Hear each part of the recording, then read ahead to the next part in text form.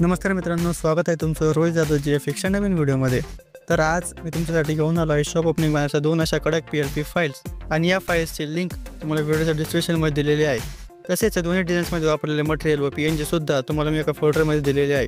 त्याची सुद्धा लिंक तुम्हाला व्हिडिओच्या डिस्क्रिप्शनमध्ये दिलेली आहे। जर तुम्हाला बॅनरची ऑर्डर असेल तर तुम्ही आरामात PLP फाइल्स वापरून ऑर्डर पूर्ण करू शकता व यामधून चांगले पैसे सुद्धा कमवू शकता।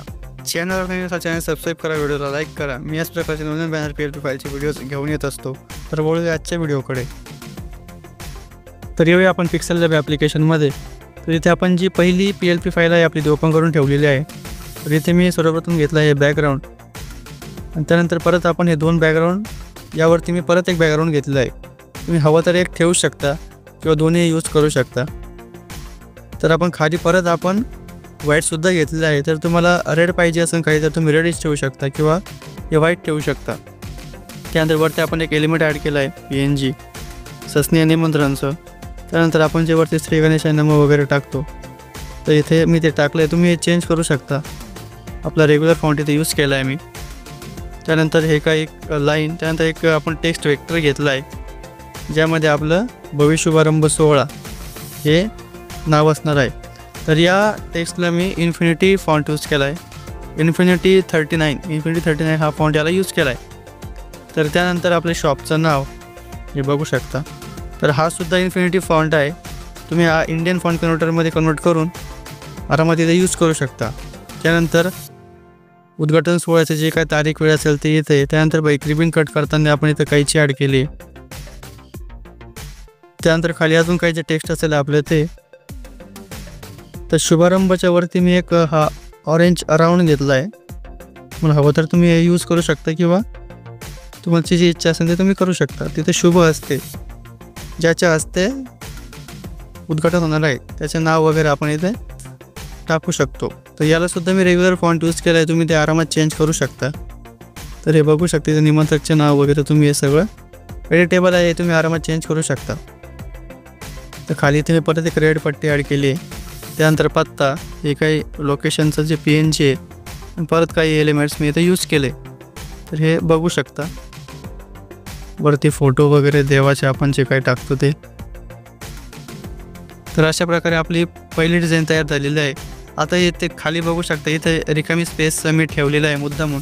जर तुमचं वरती जर काही डिटेलिंग वाढली, शुभ असते किंवा निमंत्रक आपण इथे ॲड केले, जर कोणी प्रमुख पाहुणे असतील वगैरे ते जर काही वाढलं तर तुम्ही ही जे रेड पट्टी ती खाली घेऊ शकता व तुमचं जे ॲडिशनल डिटेल आहे तुम्ही ते वरती टाकू शकता। जर तुमचं एवढं डिटेल असेल तर तुम्ही याला एक्सपोर्ट केल्यानंतर गॅलरीमध्ये तुम्ही खालचे जी ओपन स्पेस आहे, जे ती कमी स्पेस आहे ते तुम्ही क्रॉप करू शकता।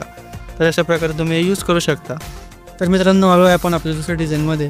तर इथे बघू शकतो मी इथे घेतले सर्वप्रथम हे बॅकग्राऊंड, हे पण आपण 2 कलरमध्ये बॅकग्राऊंड घेतलं आहे। त्यानंतर परत हे काही एलिमेंट्स जे आपण पहिल्या याच्यामध्ये पण यूज केले पहिल्या डिझाईनमध्ये।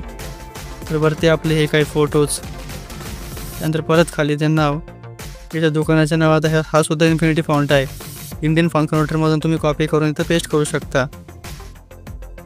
हे बघू शकता हे असे काही आपण टेक्स्ट यूज केले। हे परत इथे टेक्स्ट वेक्टर आणि हा सुद्धा आपण इन्फिनिटी फॉन्ट इथं वापरला आहे, इन्फिनिटी 25 असा काहीतरी फॉन्ट आहे। त्यानंतर परत आपण हे काही ऑरेंज इथे साईडने आपण इथे ॲड केले आहे सर्कल।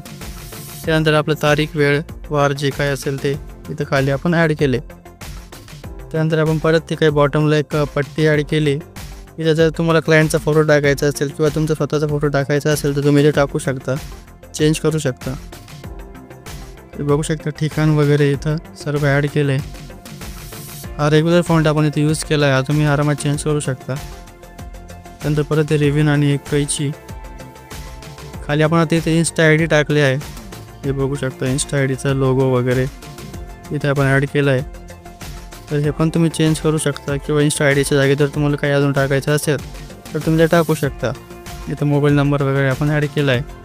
परत हे काही एलिमेंट्स। तर अशा प्रकारचे आपले दुसरे डिझाईनसुद्धा तयार झालेले आहे। तर मित्रांनो, तुम्हाला डिझाईन्स कशा वाटला कमेंटमध्ये नक्की सांगा। हे दोन्ही PLP फाईल्सचा 9 अंकी पासवर्ड आहे व तो पासवर्ड व्हिडिओमध्ये 3 स्टेपमध्ये दिलेला आहे, त्यामुळे व्हिडिओ स्किप न करता पूर्ण बघा। आणि तुम्हाला जर या PLP फाईल डाउनलोड करायला काही प्रॉब्लेम आला तर तुम्ही मला इंस्टाला DM करू शकता, तिथे मी तुम्हाला रिप्लाय देत असतो। व्हिडिओ शेवटपर्यंत बघण्यासाठी तुमचे खूप खूप धन्यवाद। भेटूया लवकरच पुढच्या व्हिडिओमध्ये।